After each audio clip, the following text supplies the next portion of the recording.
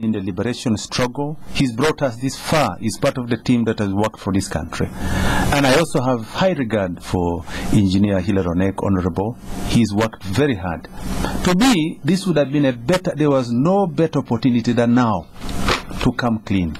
Let me say that Honorable Sam Kutesa has steps aside. And obviously you can see that he stands high and tall. Once all these matters have been cleared, Honorable Sam Kutesa, the Chief Whip, Honorable Nasasira, Honorable Rokutana, will come out stronger if I, as a National Vice Chairman, has accepted to go through the due process. Who are they? Honorable Sabiiti, let's look at some of the substance of the President's concerns. There are agreements that have been signed. One of them, let's talk about Talo, for instance. Talo has farmed down interest for two companies, Total and they want to move forward. Why would you stop such an agreement? It will impact negatively on us in the international business arena. Yeah, during the debate on this matter, many things were clearly identified, and these include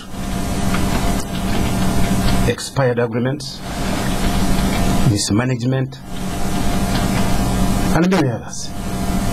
Now, to claim that if these operations are put to halt and there will be a crisis, no. If anything, if they continue, there could be a bigger crisis.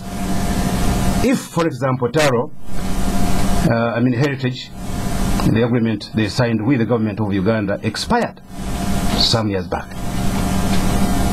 That of Taro, the exploration of Area 3, for example, expired. Now, you as executive, let's be serious here. You as an executive, a body that we entrusted with that authority to manage our resources. These people signed agreement, actually some of them were memorandum of understanding.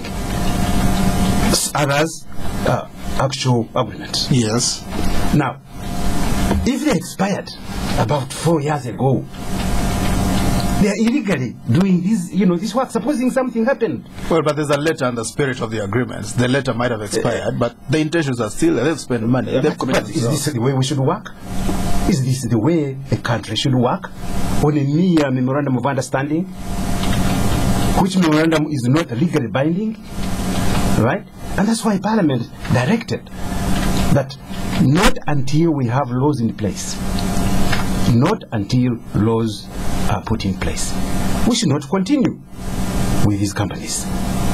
So I would expect the President to understand the concerns of Parliament, the concerns of the Speaker of Parliament, and the people of Uganda.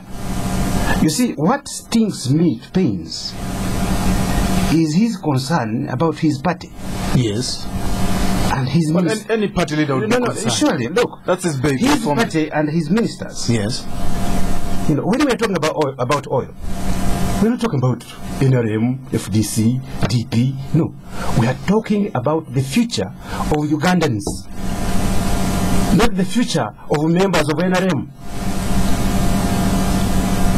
If he's trying to protect the integrity and the integrity of his party, yes, I understand. But at the same time, he must protect the country.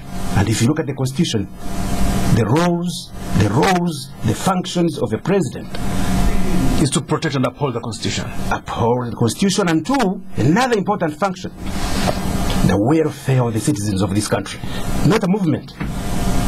People, right. Not FDC, but the people. Well, and therefore, when these agreements are in a total mess, and that's what I want to ask, hasn't he had a chance seriously to question these issues we have raised in Parliament, such as there are expired agreements? Yes. Has he gone into it to ask his Attorney General, ask the lawyers who can help him, whether it is true or not? If it is true or not, is what the Parliament putting across to have these laws quickly. Can't we do it? So basically you're saying they should, instead of going through all this, they should just quicken the laws. Oh yes, I remember when we were in Parliament and they wanted to make, to scrap the term limit. It was done in a magical way.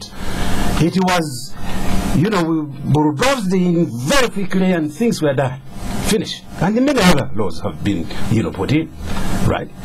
Why not? Why not? Very important laws to govern the exploration and the exploitation of Ugandan oil. Honorable Mukula, let's try to look at the future a little bit. What do you think is going to happen? Do you think Parliament will stand its ground, ignore the President's directives? What do you think is going to happen? Well, I think that the President is the President of Uganda. He is a legitimate President of Uganda. He won by 68%. There may be, I know that my brother, Honorable Sabiiti. Some people think it was slightly less. Could have been challenged in the court of law, but it was not challenged. So it's official. It is official. Let me say that with all due respect, personally, I believe in parliamentary democracy. I believe in open methods of work, and I'm a person who is committed to reforms. I want to see reforms, and I'm a go-getter. I want things done. I come from the private sector. True. Now, in the private sector, there are certain things that the political wing may not see. And obviously, when you take decisions, sometimes I see that when certain decisions are being taken, it hurts the private sector. Today, you saw that comrades who were in NASA were demonstrating because of power, Uganda-Soroti. And power was switched on instantly, apparently. Obviously, you can see that what it takes to get power. What it takes to get power. But it is now at this stage where the country is at crossroads. I'm happy that the appropriate laws are now in Parliament. They're with the Parliamentary Council. It means that in our next sitting, the oil laws. Yes, the government has moved very, very well, and I think that there's been a fast-tracked approach towards making sure that these laws are on the floor of Parliament at the next sitting, and we're resuming on the 29th of this month. To me, what I would like to see really getting done, and that's what the people of Uganda want to see, is that there is the legal framework to regulate and to manage oil is on the ground. I think that's what the spirit of the motion was. Right. Yes. Number two, there should be what you call an institutional framework. There should be open and transparent methods of managing our future transactions on oil. Present, past, and the future. I think that's number two. Number three is that there should be a means of communication between the executive and the legislature, yes, so that there are no hidden traps or there is no lack of transparency. I think that should be the spirit. To me, personally, I would like to see that the following take place. Yes. One, there should be a minister of oil appointed who should be able to take full charge of the matters of oil, because at our peak, Uganda will be generating $2 billion every year. That is huge. Yes. It will tremendously change the life of Ugandans in this country. Number three is that Parliament, equally in its carrying out its oversight function, should now start or prepare to move to the rules of procedure and create what you call a standing committee on oil. Yes. And attach a technical committee, people who are schooled in oil and gas law, people who know the fundamentals of negotiating, working out with oil, so that when they are carrying out oversight functions, they can check the executive with knowledge. And in-depth understanding of the business. Now, as it is now, there appears to be a quagmire. The state and the legislature have hit or are still at a stage where they are pulling and pushing.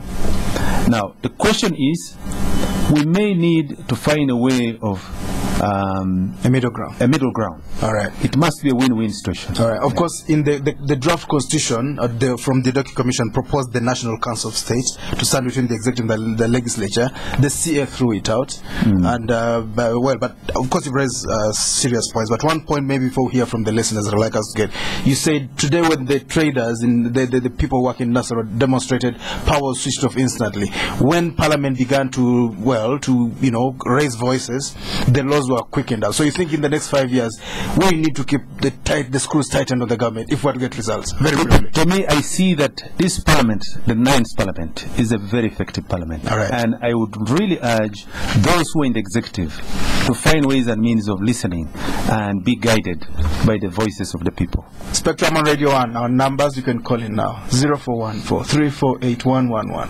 0312-260-390, 0312-261-390. When you call in, please tell us your name and where you are calling from. Spectrum, hello? Edmond. Yes, your name? Good evening. Good evening to you. My name is Jimmy, as always. I just want one thing from Honorable Captain Mike Mukula. Just remind him Off-Note was being a patron of Tropicana 110 back then. But now, for the future of the young ones that now we have, Honorable Mukula, you saw what happened to Gaddafi. We thought it would be indispensable. Never fear. Even if you have the ambition to help Ugandans, do one thing. Move your talk wisely, liberate this country, liberate your party. I know in Teso, where I frequent, people are not at the best of things. And in fact, yours was a sympathy vote. I will tell you, do a good job. Your reward is in heaven. Good evening. Spectrum, hello? Hello? Hello? Hello? Your name? Good evening. Good evening, your name? My name is Jawara. Yes. I go to Mukula. Edmond. First of all, Mukula, I want to ask this to you. That's the very Parliament is a very relevant and relevant Parliament for the people of Uganda. The only thing we need to do is the legislature must listen to the Parliament and must actually some of the things to raise the rules and the regulations actually Parliament is trying to advocate for. We are really studying that the big problem now we have is the power. I want to tell you, if this issue is not resolved, it's actually less than even less narrative word and other experience. Because as we now, even until hospital has been shut down. Now, the lives of the workers in different areas are affected because most of them are living in the employers are even worried. I'm really disappointed that up to today, the minister in charge of the power or energy. Spectrum, hello? Hello? Yes, your name? Good evening to Good evening. members of Parliament plus the moderate. Your name again? My name is Makoro Kavuma Yes. from Masajja. I would like first of all to thank Honorable Sabiiti for the good contribution plus Honorable Mukula. But my worry where it is, Honorable Mukula, you've said that we should not compare the ones who have participated in corruption to the part of NRM. Where is my worry? It is that when we see the Secretary General, some of your chairman, vice chairman, national being accused of corruption, and the president comes out and he starts saying that, those are my colleagues, we were in the bush with them. If you want to throw the Prime Minister Mbabas, it means you want to throw me, the president. How will I share the corruption system on the party?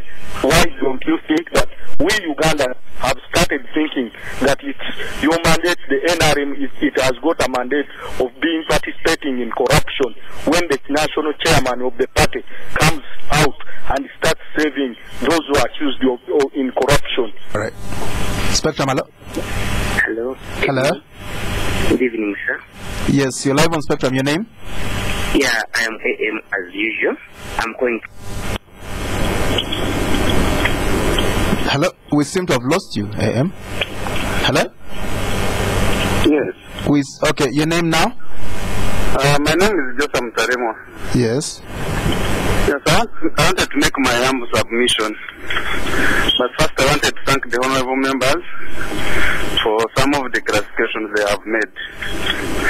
Now, first of all, there are accusations on the floor of Parliament against the ministers. The ministers denied those accusations.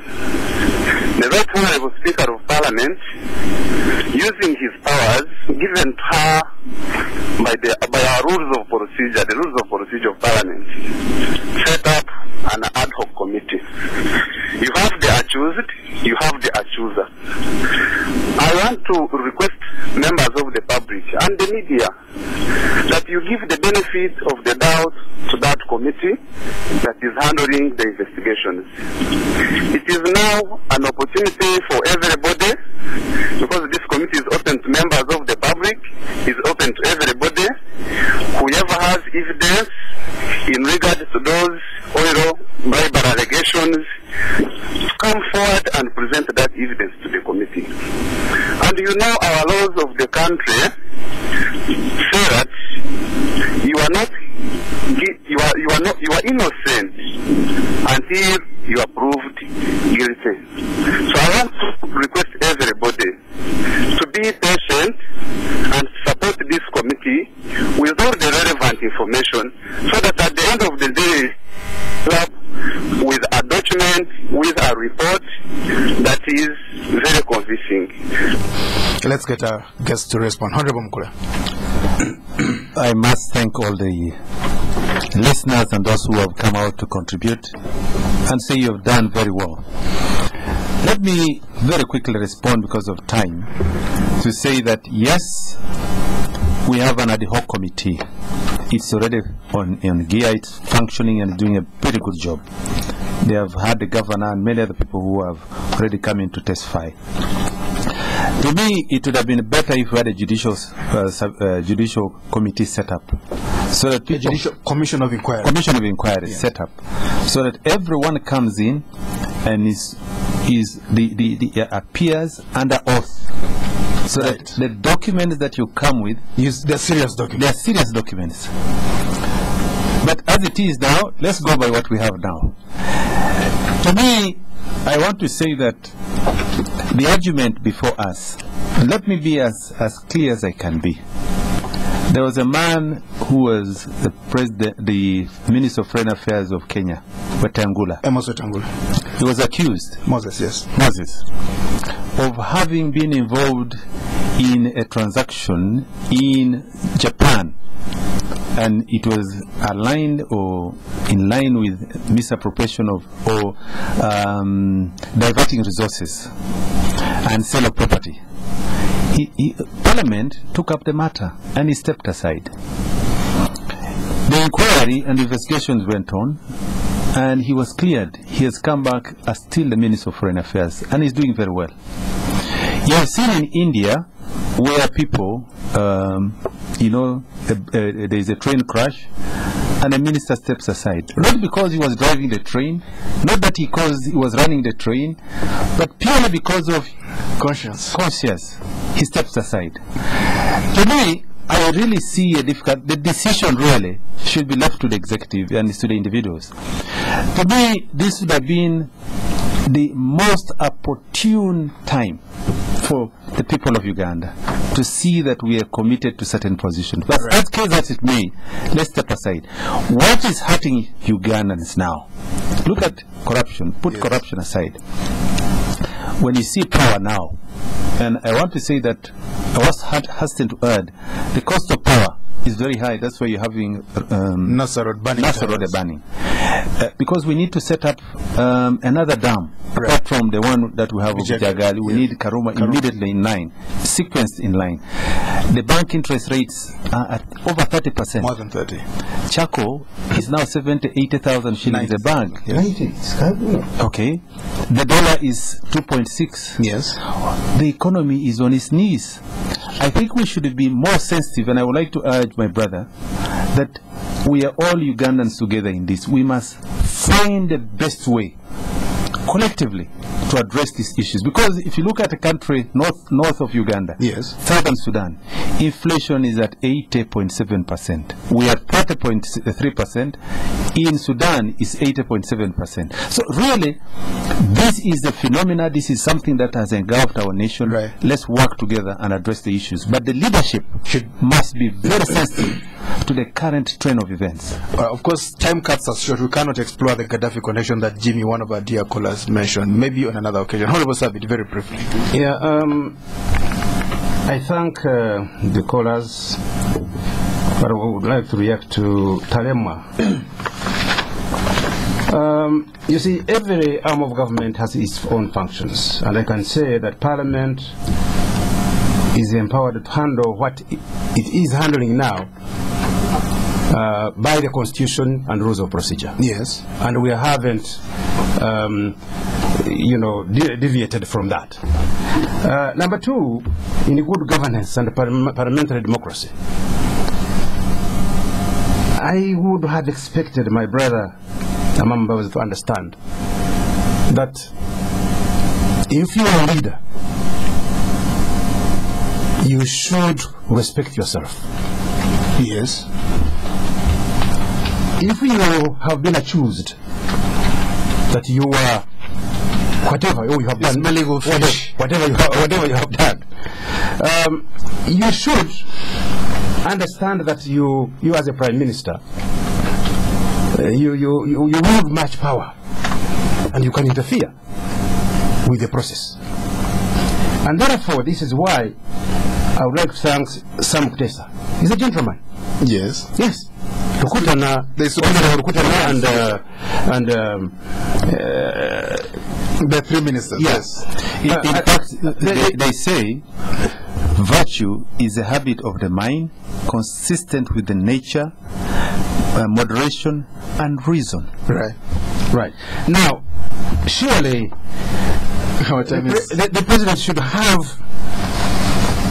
You don't think he should shoot them? Taking note of, this issue of parliamentary democracy. But people say it's very important. The president has said you are targeting Mbabazi, but you're actually targeting him. What do you want from him? Not at all. In fact, let me tell you, let me say it here.